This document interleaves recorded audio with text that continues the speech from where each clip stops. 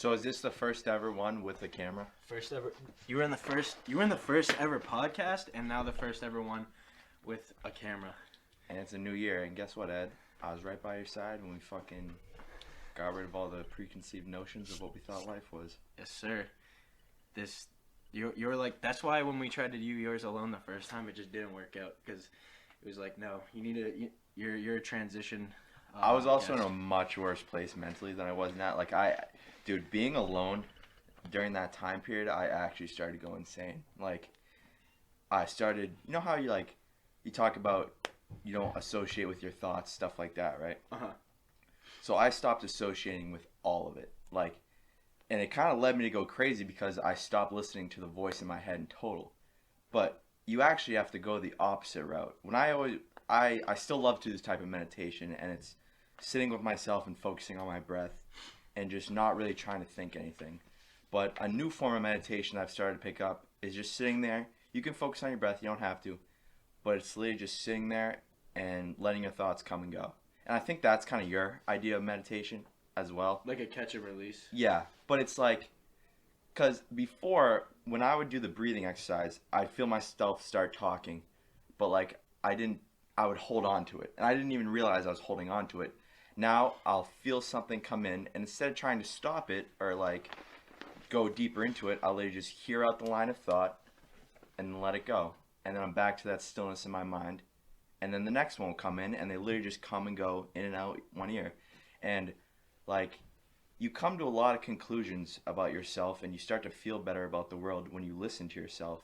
And because, dude, like, the answers are always going to be inside yourself.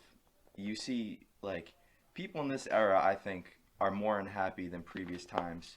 As our technology has advanced, I think we're getting unhappier because we're starting to evolve further away from ourselves and more in tune with technology. But, I mean, you see old tribes and stuff, they were happy people because they didn't have to worry about social media, they didn't have to worry about all these things. All they had to worry about was taking care of their food source, taking care of their, like, humanity, stuff like that. Yeah, and they were really connected with nature. Like, that's a big thing we're learning about.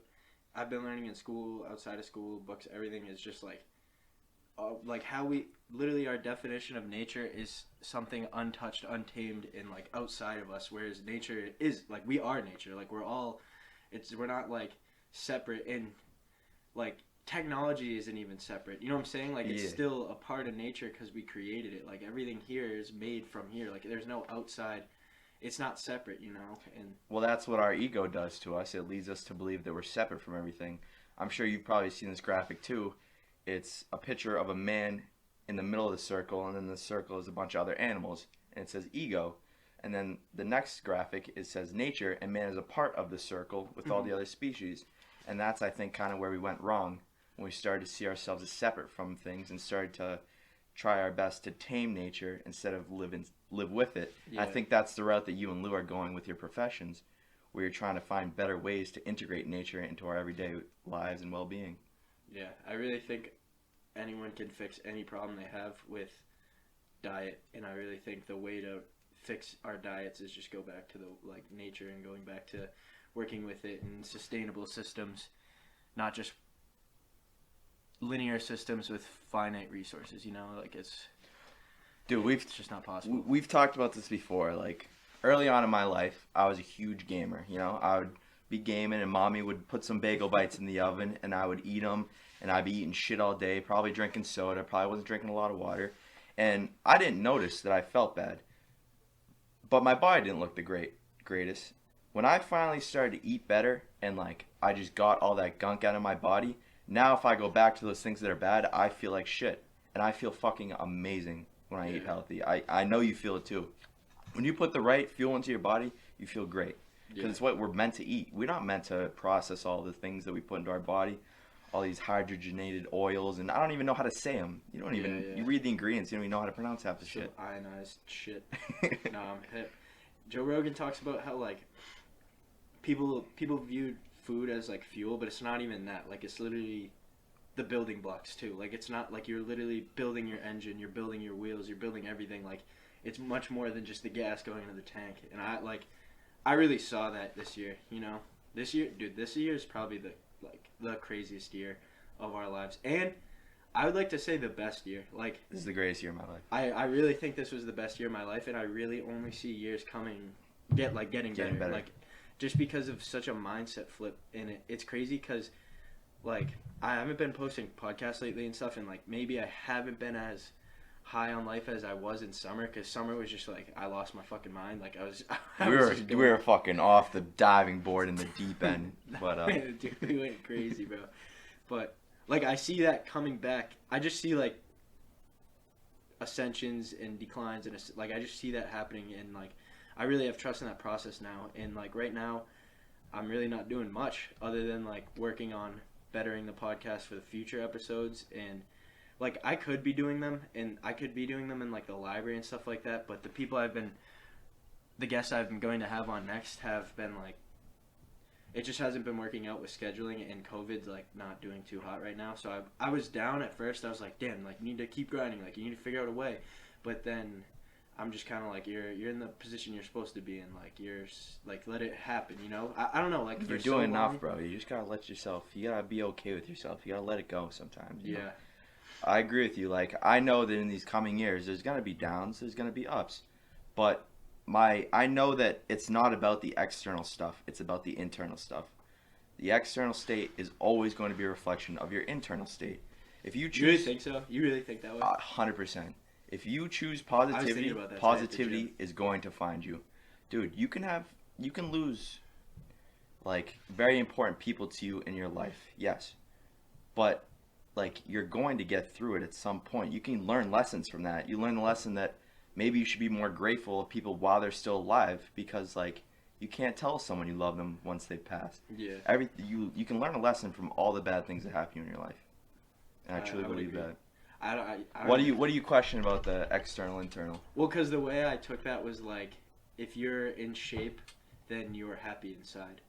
Whereas, like, that's what I thought you kind of meant by that. I take it as the way you perceive the world Yeah. shows the relationship you have with yourself. No, I can agree with that. If you love yourself, you can project that love onto other people without the need for reciprocation of, you know, material things or something like that.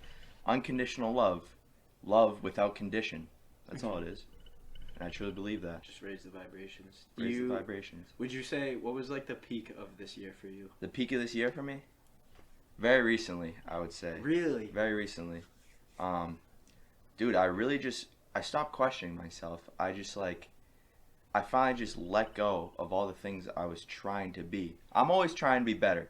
Mm-hmm. Don't get me wrong, but, like, well, actually, earlier in the year, I really let go of all the, like, external motivation that used to push me to want to be better. So what I mean by that is I stopped basing my value on the opinions of others and stuff, and I realized that, you know, your sense of value, your confidence, all of that comes from the inside. And again, your internal state is going to reflect on what you see on your external state. Yeah, I agree with that. Well, why'd you say, like, recently was the peak?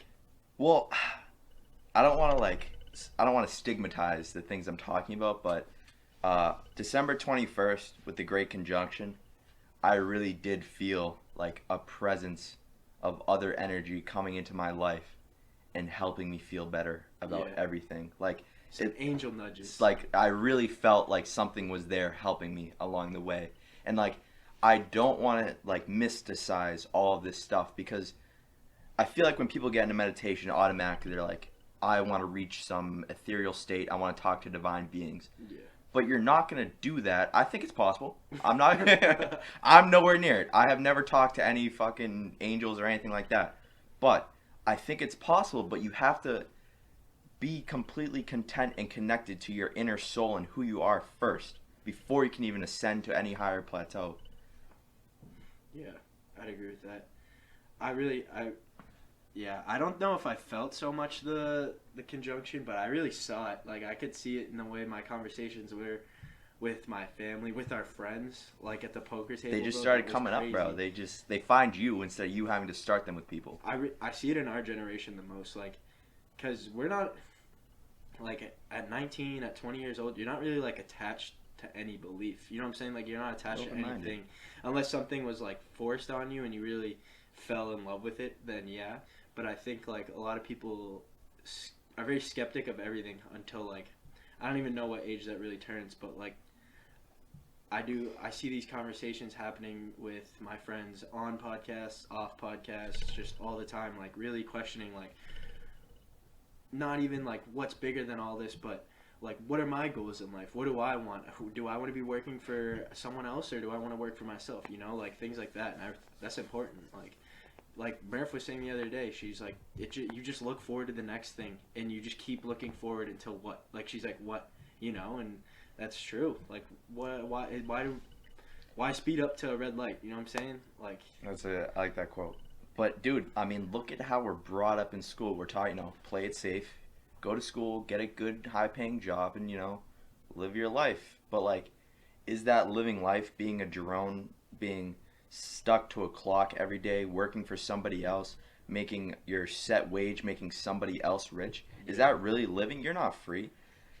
I think people have like a hatred towards money. I won't call it hatred, but like a distaste for it. But it's because they treat money as the goal. But money is not the goal. Freedom is the goal, and money is the tool to get to that freedom. And I think that's the mindset shifts that we need to have as our young society and generation progresses. They're like, capitalism can work. I think all right, here we go, right? Here we go. Capitalism can work, okay? But people think that all the money supply is a pie that everybody takes their slice from, and then eventually there's going to be no pie. But the truth is there's unlimited pie. Yeah. There's always going to be somebody that needs to pay for some kind of service or product. There's always going to be money changing hands. I agree monopolies are a problem, stuff like that. Amazon, they're kind of turning into a global empire, but capitalism can 100% work. Yeah. Dude, I don't have any opinions on either or, because to be honest, like,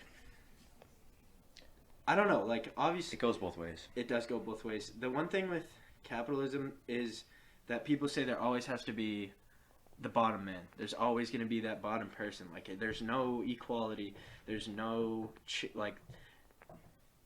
I don't even think the issue is really capitalism or communism. Like, I think it's really just wage gaps. Like, I really do think it's the spread of wealth. No matter what system it is, like, it cannot be all in 1%. Like, it needs to be distributed throughout. It's just like, I agree with you, because it's kind of like, well, these people have already made enough millions for thousands of generations of their bloodlines. Like, well, they have all that money now and they're hoarding it. How does that money get to other people? But I don't have an answer for that question. I'm not even going to try to answer it because I don't know enough to talk about it. But again, you've talked about there's always going to be a lower man. I think that's a mindset thing. I think if you think, I agree. There's always going to be poverty. There's always going to be poverty, okay? But why do we hear a lot of success stories that come from people who started in poverty? Do we think it's just because they got lucky? Is it opportunities? Or is it because they saw that they came from poverty and they decided, I'm not going to stay in poverty for my life? Yeah. I didn't come from a wealthy family, but a wealthy family will come from me.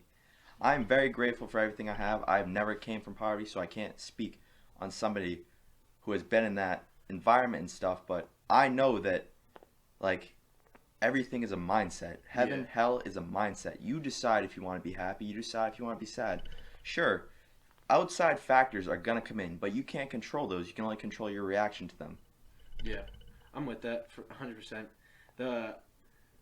I also don't know enough to speak on this. I have the best cards in the game. We've said this before. We're very privileged.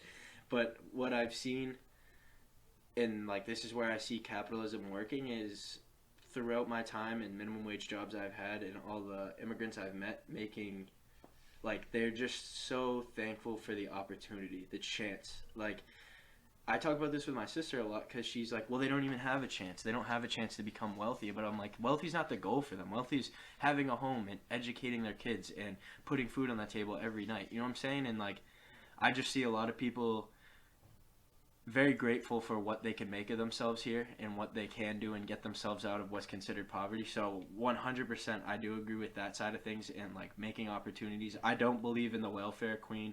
I don't think there's any person who's just working off the government. I really do think everyone is trying to.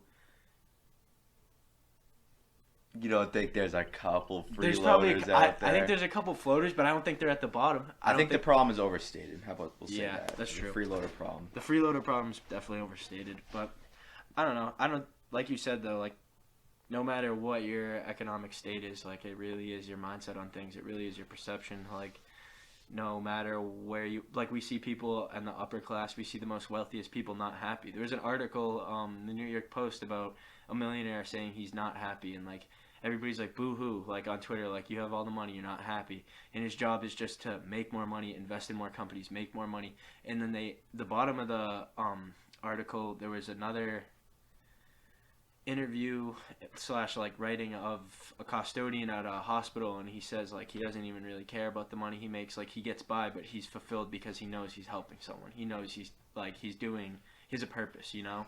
So it really is like wherever you are, that perception. And if your job is truly fulfilling, like I don't know, if your job is just to make money for yourself, then it's probably not going to feel good. What you're doing is not going to feel good, and I totally can stand by that. Like one of my best jobs was when I was working fulfillment at Target, and that's because I knew those people couldn't come to the store, and I was going there. I was not sacrificing myself, but like going out of my way. Waking up at 4 a.m. and like doing what I could for them so they could stay home and stay safe, you know, and like that felt good to me. And that's where I got like that's where I would question delivering ice all the time, because I'm like, oh, we're delivering ice to like liquor stores and convenience stores. What's the purpose of this ice? But I'm like, fuck it, we don't give them the beverages, we just make them cold. I get what I mean, you see the people that would frequent those type of stores. You can see it. You can read their energy that they're not living. They don't even know how bad their life is. Not that not that their lives are bad, but they probably don't understand how bad they feel. Yeah. Day in and day out, because all they think about is, oh, my job sucks. I can't wait to get out of here so I can go get drunk at my house and watch TV. Yeah. They're running away from themselves by having all these external. And just banking on scratch tickets. Yes, that's crazy. sad. Mm-hmm. Like just watching people spend so much money on scratch tickets, like so much money, it's ridiculous. Where I'm just like, dude, just invest it somewhere else. Just They save take and invest that it. $20 a week and they say, if this scratch ticket gives me $1 million, I'll be happy. You know, I'll keep scratching. $20, $20. What's 20 times 52? Quick maths. 1,040. 1,040. 1,040. 1,040, right? You take 1,040, put in something that will have recurring and growing value, you get more money than all those scratch tickets. Yeah, I'm hip. What's the plan for 2021? Plan for 2021? How do we continue to make this the best years of our lives? Really stay on the path I am, and I think the next step for me is coming out of my comfort zone. Mm-hmm. And I think I've done a really good job of that already, but like my preconceived notion of what fear was has definitely changed, you know? Yeah. I think fear, when we feel fear, we automatically, like, our bodies and our brains say, stop what you're doing. You feel fear, you shouldn't be doing this. Mm-hmm. But you feel fear every time you go to step out of your comfort zone. Now, I think you and I both know that outside the comfort zone is where all the growth happens, and that's where the fun of life is, because it's unpredictable. Yeah. The reason you feel fear is because your brain wants to know what it wants to know. That fear of the unpredictable, the fear of the unknown is why it wants to keep you in that comfort zone. You don't get any risk by not talking to that person at the gym. There's no risk involved in that. That's why you feel that fear. But also, I think, like, let's take the fear of approaching someone in public, right? Automatically, if you start thinking about it, your brain will tell you the worst case scenarios. They're going to reject you, you know, it's going to go this way, and you start creating these imaginations of what's going to happen. But it hasn't even happened yet. Yeah. Your brain is showing you all that could go wrong. Be aware of that. Be aware of everything that your brain is trying to do. Be aware that fear is not real. And notice this. And instead, think about the best case scenario that could happen. And that's the step I'm on. Like, I've done away with, trying to base my motivation on what other people think about me. I have my own sense of self-value that isn't based on others' opinions. And that's my next step. Yeah. Just stepping out of my comfort zone. I'm sorry to interrupt, but when you hit your knee, it shakes the mic. Alright, sorry. It's all good, no worries. But yeah, I have a perfect example of that conversation thing. One time I was coming out of a class, and there was this girl in the class that, like, I said what's up to the other, like, on, like, a Wednesday, and we didn't have the class until, like, a Monday, and then I forgot her name and didn't want to say, like, hey, and not know their name. But, like, I avoided, and then after class when we were walking, I was like, fuck it, I'll just go with it and then see if I can figure it out as I'm talking. And as we're talking, like, she's like, I forgot, like, your name, but I want to come up and talk to you because I heard about your podcast and I listened to the episode and I was like, whoa, that's, like, it was crazy because we both had the same fear, but it didn't matter because we both were inclined to talk, you know? Now, how many times do you think that happens to other people in Dude, our all lives day, as well? all day. And that's what I'm scared about this pandy, bro. After this shit, people are going to be hella scared to go up to people because we're so used to just, like, I don't know how a class is going to operate in the future. Like, it's going to be so awkward for some people. Ed, bro, me and you have talked about this before as well. Like, me and you, I think we've always been pretty set on, like, we've been all right with talking to other people. Like, for the most part, like, obviously there's going to be that fear of, like, going out of your way to talk to new people. But, like, we've always been okay and somewhat confident. Think about what it's like for people that were trying to build up their confidence or just are generally not confident. They're just going to stay in their shell. They probably enjoy being at home, you know, doing their own things, whatever they want to do. But it's going to be really difficult for them to come out of this because even for us, people like us, it was difficult with this transition. We forgot how to talk to people. I genuinely forgot how to talk to people. I'm so Dude, I told you, I was like, the first day you came back from school, I was like, guys, I forgot how to connect with people. I don't know if I can do it anymore. Like, I forgot how to do it. It was also bad timing because we, like, straight up lost our minds and then went into, like, like, isolation. It was crazy. We all just completely switched up our surrounding. Well, think about it, like, we were spending every day together in summer. I also had a girlfriend for 8 months who was, like, my best friend that I would spend every day with. Broke up with her in March or May. And that's when, like, quarantine was really just starting. And I was hanging with you guys all summer. And then just nothing. Like, online school. And, dude, like, I'm not going to lie. It caused me to pick up a lot of bad habits. Like, I would sometimes, just to get away from my own mind, like, sitting watching TV and eating snacks was the most comforting thing to me. But it's a terrible habit, and I need to realize that in my own mind. Yeah. So what's the plan to push yourself into, like, a more fear, more comfort? Instead of, I need to use fear as the compass towards where to go. So when I feel fear, it's almost like oh, you feel fear, you gotta do whatever you're scared to do. Yeah. Some David Goggins shit, right? But like, like, obviously, if it's not worth it, like, if I just feel fear towards a random thing, like it's not worth it. Obviously, I can logically think about it and decide not to do it. Okay, I see the look you're giving me right now. Yeah, but what you mean? Like, I don't have a good example. What you mean it's not worth it? Stepping out of your fear is always worth it, but say, like, you're right. You're right. I'm not even going to defend myself, but taking risks, man. I think that's the way to go. I mean, the IG? Yeah. The Instagram. What's the plan? Any plan? No plan? All right. Well, here's the thing. I talked to you about starting a fitness page for a while, and I feel like that's kind of saturated a little bit. 100%. But again, there will always be new pages coming up, and I'm sure there's somebody who hasn't started yet who's going to start a fitness page after me and blow up. You just want to do something different. I get that. I don't want to put myself into the box of a fitness page. Uh-huh. I kind of just want to, like, I do want to start posting more, but I don't want to put it on as a face that I'm wearing. I want to, like, because, dude, I want people to put in the same practices and do the things that help me come back from my mental health. Because, like, that's what's helped me. And I know it will help other people because it's helped me. So, I think I could use my Instagram to talk about, spirituality, mind science, neuroplasticity, stuff like that. It can be working out, it can be health, it can be whatever it is. I think it's just about getting the message out there. You plan on posting more? I'm more personally, like... More personally, for sure. I'm with that. Because when you see people, like, it's a picture and then a caption that has nothing to do with the picture. Right. And it's just kind of like you're just making, like, a trophy case for yourself of, like, moments you've had that you want people to see. Which, hey, by all means, do your thing, 100%.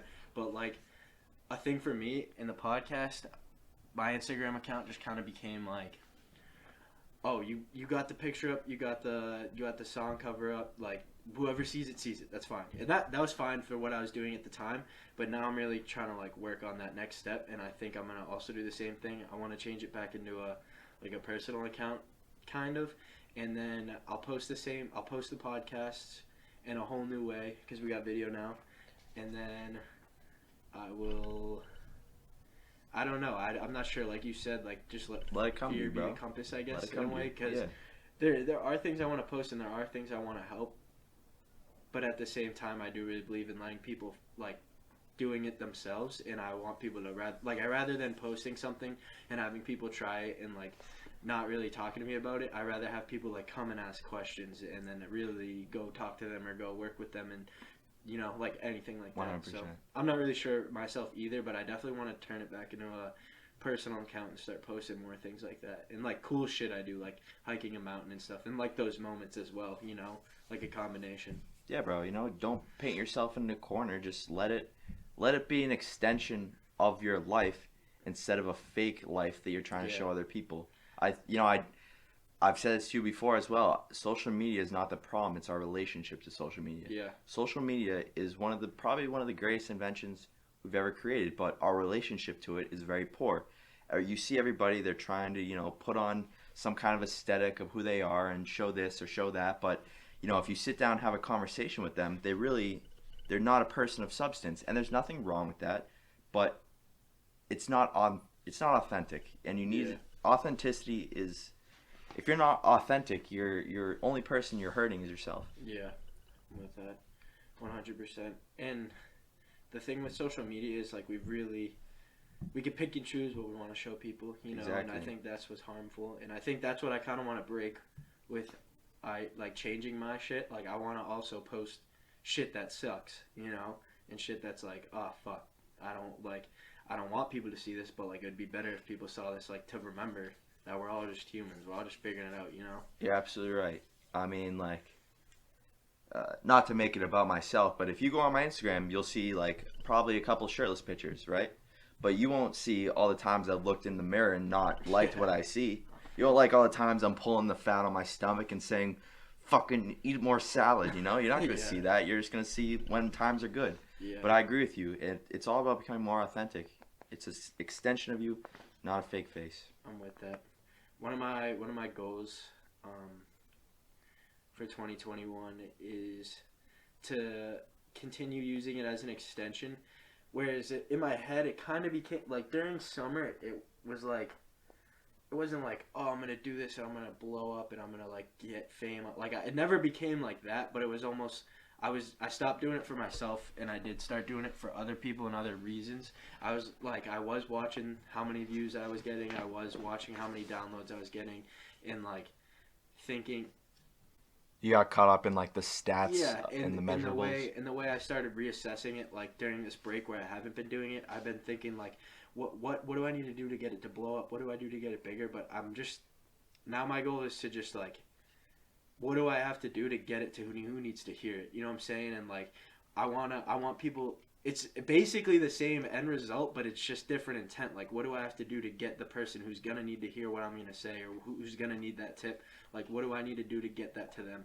Besides all the other bullshit, you know what I'm saying? And like, it took me a while to really like go back and like when Lou and I were talking about making a YouTube channel because of his thing that he also wants to post. He could talk about that on something else, but he was saying like the first thing we need to work on is intent. What's the reason for this? You know what I'm saying? Like what's the purpose of this? And I think that was Wow, I think that's a good question. Because first you figure out intent and the content follows, and like I think that was important for me to take the time this break and not keep doing podcasts because it really made me realize like what is the point of all of it, you know what I'm saying? Because then there were some times where I was like, what is all the point? Why am I doing this? Why don't I just stop? You know what I'm saying? But there was a goal when I began, and there's a goal while I'm like gonna continue. And you were the start of the goal during the introduction podcast, and that was we feel so good, we need to make other people feel this way, And like, it was really easy to spread that message and keep doing what we were doing because of seeing everyone in summer. Because in summer we're still connected. There was like grad parties and stuff like that. Yeah. But then when we go away and we're all doing our own thing, and you like even at school, bro, like there was whole days I wouldn't talk to another human being because of just the way things were set up. You know what I'm saying? Like there was whole days. How'd you feel during those days?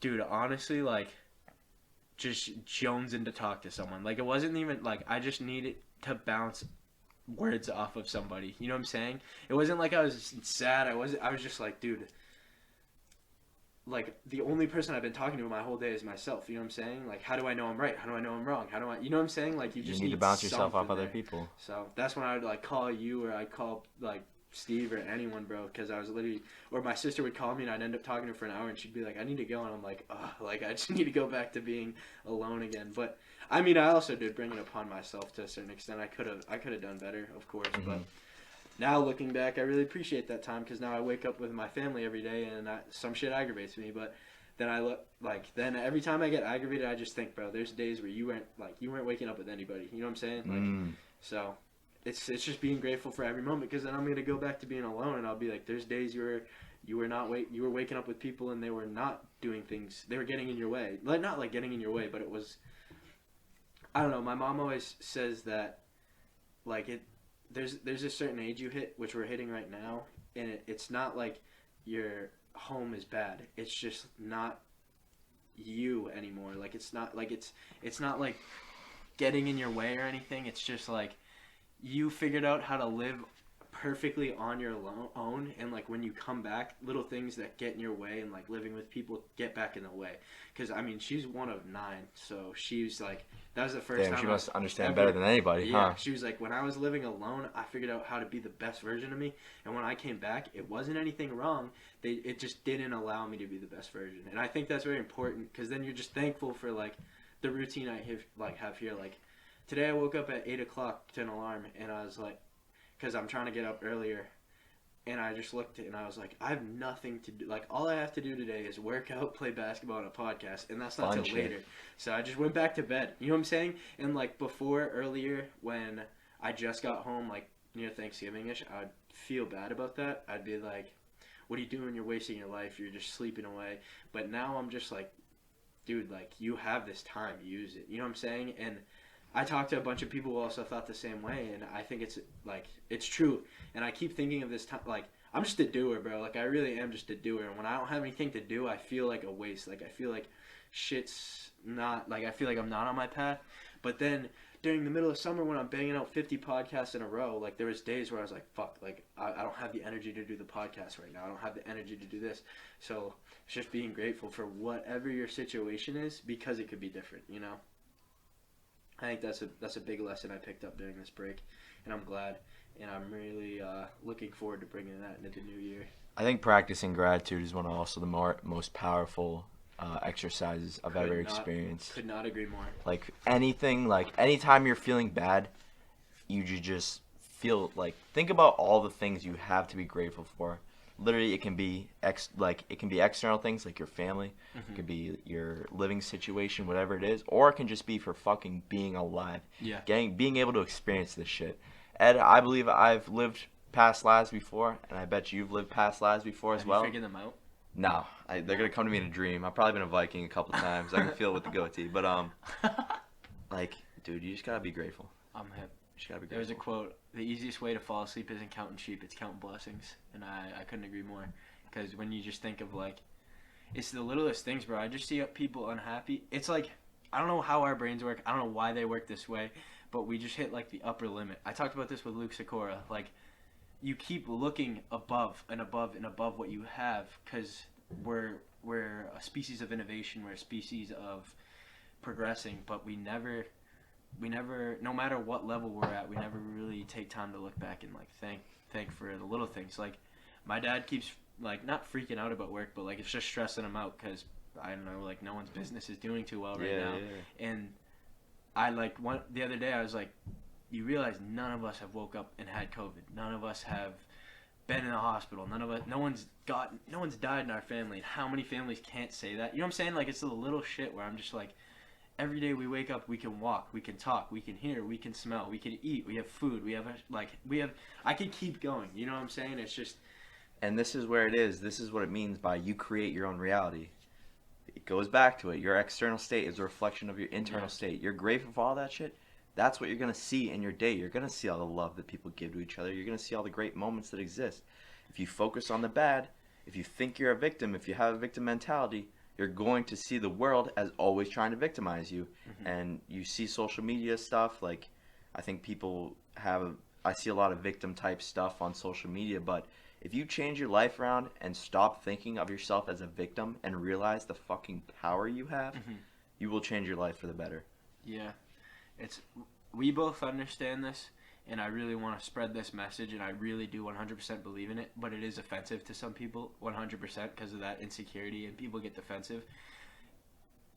And we do also say this coming from, like, a very privileged background, so that's what I fear, like, that's some of my thoughts on the podcast, because I was like, yeah, you're doing great things, and you're giving people this voice, but, like, I don't know, like, how much does it stick with people? Who are you to talk about it if you haven't experienced living in a lower place? Yeah. You know what I'm saying? You know what I'm saying? So, like, how could, like, I could say all these things and it sounds great and it motivates people for sure, but at what, like, I don't know, I just feel like it's almost not authentic because I haven't had to deal with shit that people have had to deal with. You know what I'm saying?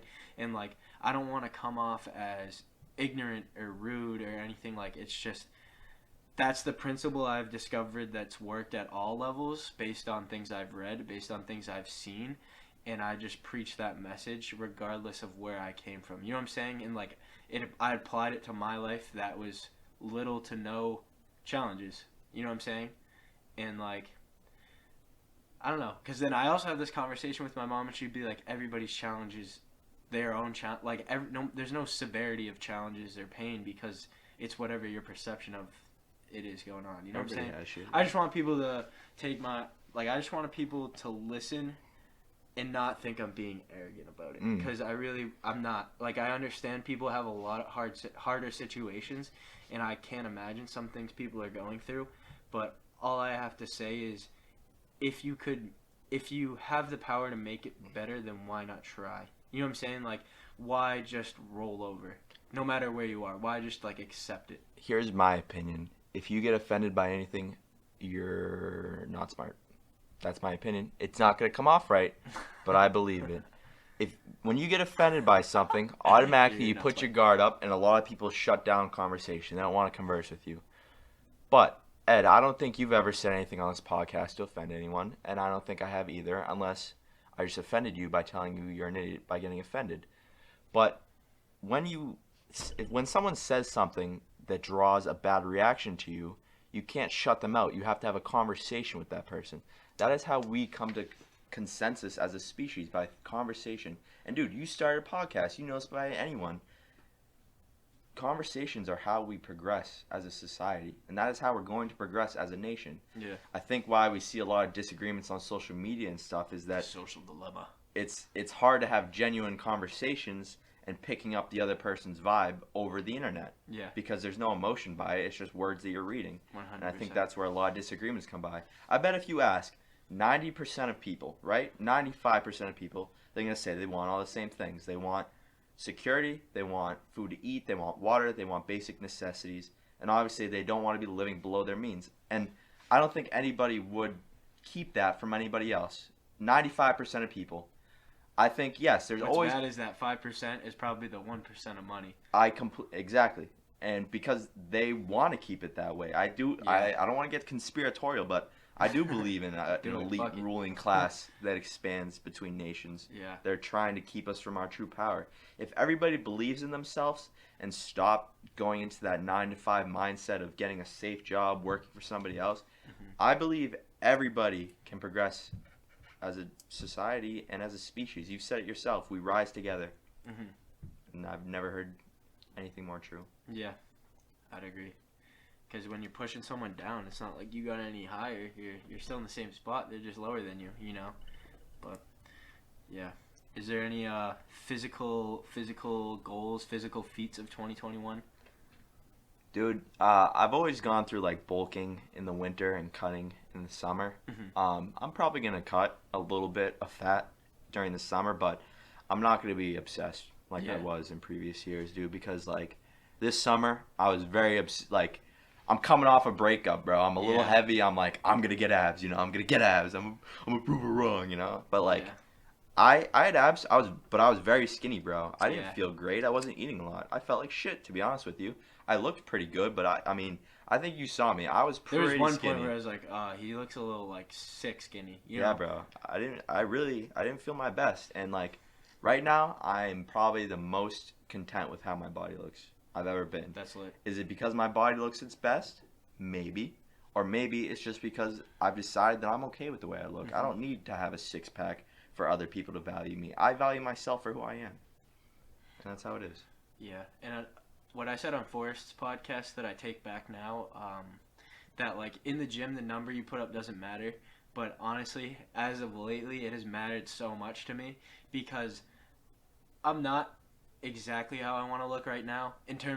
This very moment, this is exactly how I want to look, but like for the future in the summer and everything, I wanna look my best. I wanna cut and do all that, but in terms of weight, like what keeps me motivated and confident and like knowing that what I'm doing is right is the numbers. You know what I'm saying? Like I keep maxing out. I keep going up. I'm not getting hurt. You know what I'm saying? Like, well, I'm not getting hurt for the most part.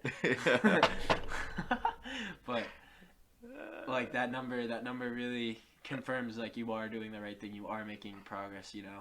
And like having some fat but putting on muscle feels great. You know what I'm saying? Like when you look into the mirror, I just feel solid. And the cold showers, bro, that shit. Don't get me started. I really think creatine and cold showers is how you make your muscles hard.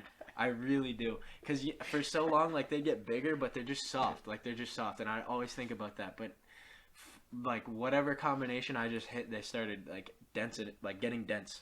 I think it's going slowly through the range of motion and feeling the muscle fibers twitch. Yeah. You're doing curls. What muscle would you say is the hardest? It's your biceps that you probably notice, huh?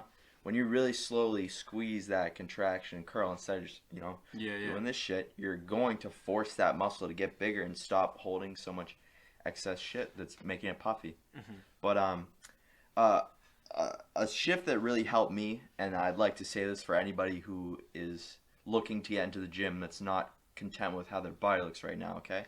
If you want to work out to change how your body looks, first of all, lift weights. You can do some cardio if you want, but lift weights first of all, okay? And second of all, don't base your goals strictly on physical feats. Because physical, like how you look, is going to take a lot longer to see progress in rather than numbers. So set goals for weights. So what I mean by this is if you start week 1 doing curls for 10 pounds, like treat a success as for week 2 doing curls for 15 pounds or 20 pounds. Don't base your success on how you look in the mirror because that is a byproduct of getting stronger. You'll get discouraged very quickly by only basing your goals on how you look in the mirror. And another thing, volume. It's not even necessarily the amount of weight. Say you do 10 reps of 10 pounds the first day, and then by the next week you're doing 20 reps of 10 pounds.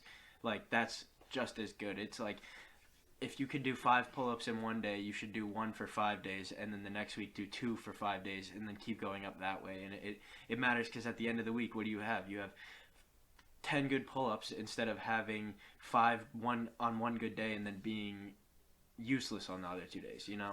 So Right. The name of the game is progressive overload. Like you said, right? You can overload. It's just progressively doing more stimulus to your muscles to get them to grow, right? Mm-hmm. It's like there's this story about a guy in ancient Rome or something, right? He would carry his bull that was a baby, a calf.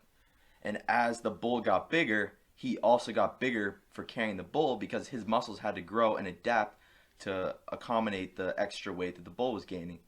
And you can do that by adding more weight or more volume or shortening rests between sets, whatever it is. Just you have to work harder every time in the gym. Mm-hmm. And a big thing, figure it out for yourself. It's all. I mean, me and Justin, we can't even work out that. Like we work out together, but our best workouts are definitely separate, and that's because we've figured out what works for our bodies. And for so long, I've been comparing myself to you and Steven and like trying to progress with you and Steven, doing workouts not for my body type. And it's not like it's not huge massive things. It's not like the compound workouts were wrong. It's just like the little accessory ones that we've found that works for us and that we enjoy, you know? And it's important. We're not all the same. We are all the same in a way, but in the way we work is different. In the way your mental health is going to work, you're going to need to figure out a different way of meditation. In a way your physical health is going to work, you're going to figure out maybe you're a long distance person for running, maybe you're short distance, maybe you lift weights, maybe you do kettlebells and rubber bands. You know what I'm saying? Like, it's literally whatever makes you feel good, just do it. Whatever you're interested in, just do it. No more excuses. That's 2020. 2020. The two sayings that I'm gonna set myself for 2021 is no more excuses and shut up. Just shut up and do it. Like, that's how I feel. Just stop talking. Just stop talking for people. Stop talking at people. This is for me personally. Yeah. Just do it. Like, just stop. Like, show me, don't tell me. That's how we brought up in football. That's what I think one of the greatest messages is, just do it and set that example. A big thing for me is I kept trying to tell people how to better themselves, how to do things, how to meditate, how to fix their posture, and then it came down to, and I don't know if you ever heard of Joyce Myers, but she has like her preacher show or whatever. She says this too. She's like, I don't push God on people because she's Christian. I don't push God. I don't push Jesus. I don't push anyone on that. I live my life. I'm the happiest I'm the happiest I could be. I'm the healthiest I could be, and people want that. They want what I have. So I think that's my goal, is just to continue living as an example. I don't need to say anything. I want people to come to me and ask me questions, where I was going to people and trying to tell them things. And I feel like that was an insecurity in myself too, because just telling them things was probably subconsciously like making me more secure in the things I was doing. Attract, don't chase. I'm happy. So that's 2021's plan, is just kick 2021's ass, just like we beat 2020's ass. I honestly feel like this is the greatest year of my life, and that could also be perceived as ignorant because a lot of bad shit happened. But if we're talking about personal change, then there is no doubt that this was the greatest year. There is nothing wrong, Ed, for you saying that this is the best year of your life, because it's subjective. It's not objective. That's your opinion, dude. And people can't attack you for your opinion unless it's rooted in hatred. Yeah. Felt like that. But here it is. Like, you just went on a long tangent, There is no right or wrong way to do anything, because who decides what's right and what's wrong? Is it general society? There is no guiding light. I mean, obviously you can believe in a higher power, which I definitely believe there's something, but we decide what's right or wrong, and society chooses that, And like, there's no right way to get rich. There's no right way to get in shape. There are ways that work better than other ways, but there's no right way. It's your journey. It's your life. You decide what you want to do. I think why this year was so great is because you said it too, like, it doesn't even matter what I believe in. It doesn't even matter what I do. It's just that, like, it feels so good to believe in something, to see results. You know what I'm saying? Like, it really feels so good. And you said that. That's your quote. Like, just to have something that, like, I can see why Christians and why people who are religious want people to believe in what they do, because they feel it. They really do. They manifest what they feel, and I really believe what they believe is true. I really believe what anyone believes is true. Like, just believing in anything is literally the best feeling in the world. So I think that's why this was such a great year, because it was like I found truth, and it wasn't someone else telling me it. It wasn't me asking people things. It was me going out searching for myself and figuring out what I believe in. Like, I really do. I say this all the time. I really do believe in every religion, because I really do. If someone believes in it and feels it and they think it's true and they feel it, like, that makes them better human being, then it's true. You know what I'm saying? Like, there's no doubt, like, there's nothing against it if it's not hurting anyone around them. So I think that was the big mind shift, and I think COVID was the catalyst of that for sure, because I don't think if we didn't quarantine and I didn't have to sit with myself and all the things I hated about myself, I think I would have just continued. I mean, I think I'd still be in pretty good shape, just because that's how we operated, but I don't think I'd be happy, even near happy. I don't think I'd feel as good. I don't think I'd be eating as well. I think I'd still be stuck with a lot of hatred. I think my jokes would still be around at the cost of other people. You would just be caught up with everyday life and doing everyday shit that, like, we were chasing after. Like, I was friends with a lot of people who, looking back, I don't even remember what the hell we used to talk about. Mm-hmm. It was just things that, yeah, they exist, and sure, they matter, but they don't really matter. They're not about self-betterment. They're just, it's just talk, It's just words that are thrown together. So, we're going to make 2021 another great year, better than this year. Only continue to ascend. Podcasts are going to be on YouTube now. Justin Bates is going to reform his Instagram. I'm going to reform my Instagram. Lou's coming out with an Instagram. And we're starting a YouTube. We're starting a YouTube. We're taking over. This year is Show Me, Don't Tell Me. Hey, and look, this isn't just us talking about what we're going to do. This is, if you're listening to this right now, take this as your fucking wake-up call. I'm telling you right now, you create your reality. You create what you want to do. Everything is a choice. You can choose to look at things as being positive or look at things as negative, okay? I think 2020 was purgatory. If you're familiar with purgatory, basically, I don't know if I'm 100% right, but it's in the Bible, it's a place between heaven and hell where like you kind of wait to determine which one you're going to get into. Mm-hmm. I think this year was purgatory, and it's shown a light on all the bad shit that was going on in our world. And now with the Great Conjunction coming in this energy, I think everybody has a choice if they want to be in their own personal heaven or their own personal hell. It is a complete choice. Mm-hmm. Those are both mindsets to be in. And like Justin and me, Lou, we're all doing this and bringing everybody with us. There's not like the intent is not to do things for self. Obviously, we're trying to better ourselves and make futures for ourselves that we really want to live for. But the intent, the goal is to bring everybody with us, raise the vibrations of the people around us.